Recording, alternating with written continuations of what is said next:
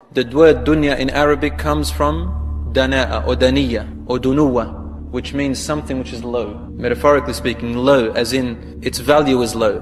Daniya. Don't go after this dunya, it's daniya, it's low.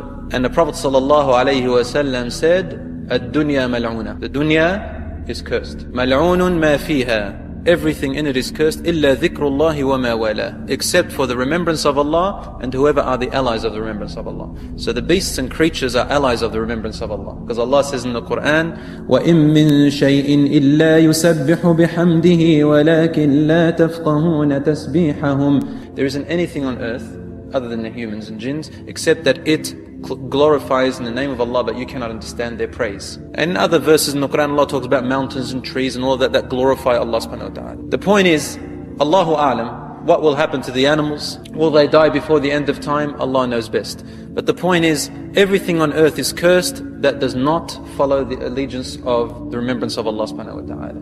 So what happens to this mal'una? It gets destroyed. And everything that's mal'un on it will also get destroyed. Now it's ready. No more repentance. Everything's destroyed.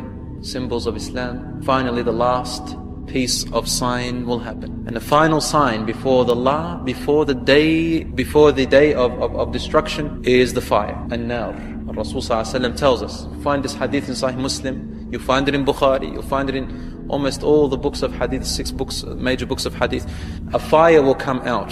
From where exactly we don't know, but it comes from towards the northern part of the world, and it will spread through the world. Nar. In Arabic, when you say nar, there are many forms of fire. It's fire, but nar is applied to any form of something that's hot. It's nar. It can be lava, it could be meteors, could be actual fire. Allahu A'lam. Could be acid, could be something from the earth, volcanic eruptions. Only Allah knows exactly. The point is, it burns. And the people of the world will run away from that fire because it will take over their homes and lands. It's no longer livable. Can't live there anymore. Is it a meteorite that will hit the earth? Allahu A'lam. Only Allah knows exactly. The point is, it's now. And it will gather the people. Rasul ﷺ said, it will gather the people to their gathering, mahsharihim. Some scholars say this means that it will gather them to the place where they will be resurrected on a day of judgment. That's the place on earth. Some other scholars say, no, it will gather them together in a place, in one place, and that's where the world will end and they'll all die there. Allah subhanahu wa ta'ala knows best. But the point is, this fire will gather everyone. As it is moving, it moves slowly and people are moving, then the first moments of the destruction of the world begins. Allah subhanahu wa ta'ala said, أعوذ بالله من الشيطان الرجيم. بسم الله الرحمن الرحيم. ونفخ في الصور فصعق من في السماوات والأرض إلا من شاء الله. The trumpet will be blown, and everything in the heavens and earth will die, except whom Allah wills not to die. وحملت الأرض والجبال فدكتا دكة واحدة فيومئذ وقعت الواقعة. In Surah Al-Haqqa, when the trumpet is blown, the mountains, look at the description, the mountains and the earth, soil and other things that are on earth, rocks, mountains, will be carried off. Humilat, be carried upwards. If you are living and can see it, see mountains losing gravity with earth, they're going upwards. فَدُكَّتَا دَكَّةً وَاحِدًا. They'll be crushed like all at once, as though a hand lifts them up like that and then crushes it all at once, like one palm. Dakkatan, when you say dak, it's like crushing something tightly and hardly into the ground. That is the day when the inevitable event will come to pass. What is the inevitable event? The day of judgment. Allah calls it وَقَعَتِ الْوَاقِعَةِ. Al-waqi'ah means a thing that will definitely happen. The whole world and all of us are working towards it. That's the end. Everyone is working towards that reality. It is the day of judgment, which will decide who will go where for eternity. And there's only 2 places: eternal happiness or eternal misery. Except in between, there will be some Muslims who will be punished a little. We'll talk about that in later classes to come, inshallah. Allah subhanahu wa ta'ala says in the Quran, إِذَا الشَّمْسُ كُوِّرَتْ. When the sun will lose its light, or when the sun will roll into a strange type of ball. It's already a ball now, but what Allah is telling us, it will lose its light and its power. It will eat itself away. إذا الشمس كورت وإذا النجوم انكدرت. And when the stars will lose their position or will collide with one another. وإذا الجبال سيرت. When the mountains will be made flat and equal in level. So the mountains are now different levels, right? So Allah says سيرت, meaning they're made leveled. Leveled meaning with the ground. إذا الشمس كورت وإذا النجوم انكدرت وإذا الجبال سيرت وإذا العشار عطلت. And when beasts or camels that are pregnant will drop their babies. In another verse in the Quran, Allah subhanahu wa ta'ala says, يَا أَيُّهَا النَّاسُ اتَّقُوا رَبَّكُمْ. O people, guard yourselves from the anger of Allah or the punishment of Allah. يَا أَيُّهَا النَّاسُ اتَّقُوا رَبَّكُمْ إِنَّ زَلْزَلَةَ السَّاعَةِ شَيْءٌ عَظِيمٌ. The rumbling of the last hour is something great, enormous, huge, unbelievable. If Allah says it's azim, something unbelievable. Inna zalzalat as-sa'ati shay'un azim. Why? Allah says, يَوْمَ تَرَوْنَهَا تَذْهَلُ كُلُّ مُرْضِعَةٍ عَمَّا أَرْضَعَتْ وَتَضَعُ كُلُّ ذَاتِ حَمْلٍ حَمْلَهَا وَتَرَى النَّاسَ سُكَارَى وَمَا هُمْ بِسُكَارَى وَلَكِنَّ عَذَابَ اللَّهِ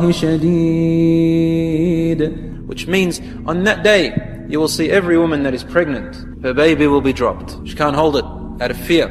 Every single woman that's pregnant. And you will find the people running around as if they are intoxicated, drunk, like a drunk person. But they are not drunk. But the punishment of your Lord is so scary and so hard.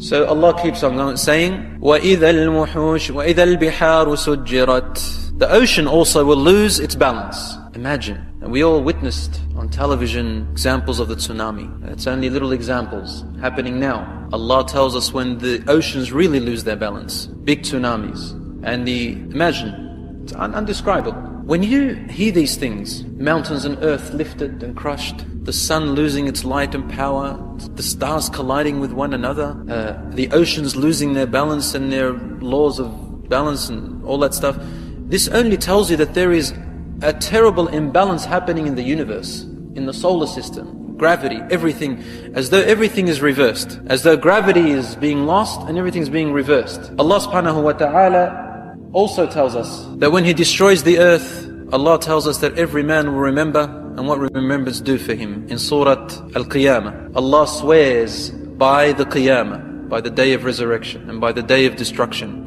When Allah swears by something, it's something amazing. Allah says, لا أقسم بيوم القيامة ولا أقسم بالنفس اللوامة. I swear by the day of resurrection and I swear by the soul that repents. So Allah subhanahu wa ta'ala telling us that when you hear about the hereafter and the destruction, come back to your Lord. Allah subhanahu wa ta'ala values you a lot. Come back to your Lord. Nafsil lawama. And then Allah talks about how He will raise you and how He will gather you. And then Allah subhanahu wa ta'ala says, فَإِذَا بَرِقَ الْبَصَرُ وَخَسَفَ الْقَمَرُ وَجُمِعَ الشَّمْسُ وَالْقَمَرُ يقول الإنسان يومئذ أين المفر. Behold, when the eyesight is taken to shock like lightning, meaning everything is taken away before your eyes like lightning, and the sun and the moon are joined or eclipsed. Allahu A'lam, is this on earth or is this on the day of judgment? I'm not sure. But man will say, where are we going to run away to? There's no running away. Where are you going to run away? I read a Muslim scientist who knows a lot about the laws of physics and metaphysics. He had this theory, Allahu A'lam if this is true or not, but it interested me a lot. He said, as Allah describes how the world will end and how the gravity will be lost and the stars and the solar system and the universe, and you start talking about black holes and what are they and what happens there and where do they lead to, and all these things. He started saying things like, when man says, where are we going to run away to? They can't. There's no escape. It's not that something's holding him there, it's just that wherever they go, it returns them back to where they started. They can't go anywhere. As though the skies will be opened. And this is in the Quran. Allah subhanahu wa ta'ala tells us the skies will be opened and things will be revealed and the angels will descend. What is this? What's happening to the universe? Where are we? What's happening? It's as if something's camouflaged, covering you, and then suddenly it's just released. And whatever was behind it is revealed. And Allah talks about something like that in the Quran in Surah Qaf. أعوذ بالله من الشيطان الرجيم بسم الله الرحمن الرحيم. The power says وَلَقَدْ خَلَقْنَا الْإِنسَانَ وَنَعْلَمُ مَا تُوَسْوِسُ بِهِ نَفْسُهُ وَنَحْنُ أَقْرَبُ إِلَيْهِ مِنْ حَبْلِ الْوَرِيدِ. And then Allah subhanahu wa ta'ala says afterwards in a few verses down, لقد كنت في غفلة من هذا فكشفنا عنك غطاءك فبصرك اليوم حديد. You were before this, you had a veil in front of your eyes. You couldn't see the unseen. Today, we unravel, we take this veil away, and now your eyesight is sharp. You can see everything. So Allahu A'lam. But there is a changing, and you will see the unseen. But what benefit will that be? That's why they say, أين المفر? Allah subhanahu wa ta'ala tells us in the Quran as well, that the people will say, يوم يتذكر الإنسان. Man will remember. They'll remember the purpose why they were here. They'll remember that they had to worship Allah. They'll remember that they had to prepare for this day. وَأَنَّ لَهُ الذِّكْرَى. Allah says, what's remembrance going to benefit them that day? It's over. The whole humans and the animals will die from the trumpet. Everything that hears the trumpet will die. The jinns will die. Iblis will be the last to die. But he will die by the destruction of the earth, of the world. He will not stay until the day of resurrection. Because Iblis tried to trick, well, not tried to trick, but he tried to, well, he did. He tried he tried to ask Allah subhanahu wa ta'ala to allow him to stay till the day we are resurrected. قَالَ رَبِّ أَنظِرْنِي إِلَى يَوْمِ يُبْعَثُونَ. Oh my Lord, let me stay till the day they are resurrected, day of judgment. Allah said, إِنَّكَ مِنَ الْمُنظَرِينَ إِلَى يَوْمِ الْوَقْتِ الْمَعْلُومِ. You will be left alive until the known day. Some people say, well, how did Allah accept the dua of Iblis when he is Iblis? He did not accept his dua. He rejected his dua. Iblis wanted to live to the day of resurrection. Allah said, you will live to the last hour only. You are going to be destroyed with every other evil. That's when your time is. Because you are the root of evil. I'm going to destroy you. In one narration it says that the angel of death comes to take Iblis' soul out, and Iblis runs to all the corners of the earth, and he finds the angel of death there, and he dies. He's taken away. Iblis doesn't want to die, you see? He doesn't want to die. He thinks he's still got hope. And that feeling, he puts it, this is what he whispers into the minds of the human beings. Don't worry, you're going to live more. You got long days to go. Don't worry, you're still young now. Person's 70 years old, says you're still going to live. Don't worry. He's 80, he's still going to live. He's on his deathbed at the hospital. Don't worry. They say you're going to die, but there's still some hope. You're probably still going to live. Enjoy life.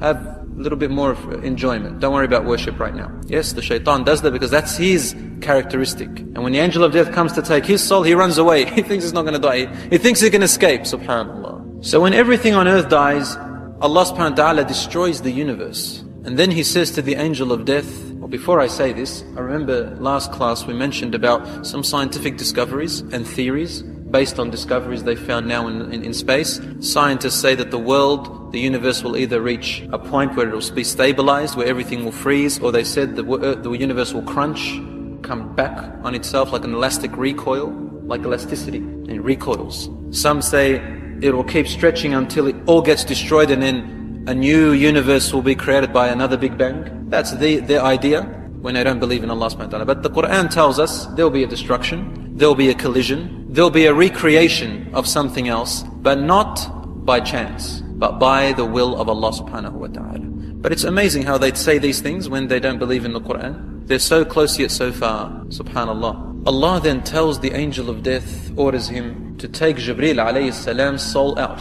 This narration, I am not sure of its authenticity, but I did hear it from several sheikhs in my time, including the late Sheikh Kishk, rahmatullahi alayh. He's a renowned scholar in Egypt. I don't know if you've ever heard of him. The point is, they said that the hadiths are that Allah subhanahu wa ta'ala will command the angel of death to take the soul of Jibreel alayhi salam out. The heavens shake and they say, Jibreelun yamut? Jibreel dies? They are silenced and the angel of death takes his soul out. Then Mikael, then Israfil, then the angel of death takes his own soul out. And then Allah subhanahu wa ta'ala begins to address, call out to the criminals of the world, such as Pharaoh and Namrud and the tyrants of the world. Where are you? Where are you, O disbelievers? Where are you, O so-and-so? Where are you, O criminals? O you who challenged me, where are you today? O you who thought you will overpower me? And then Allah says, Man baqi? Man baqi? Who is left? Who is left? Lam yabqa illa ana. Lam yabqa illa ana. I am the only one left, there's nothing else but me.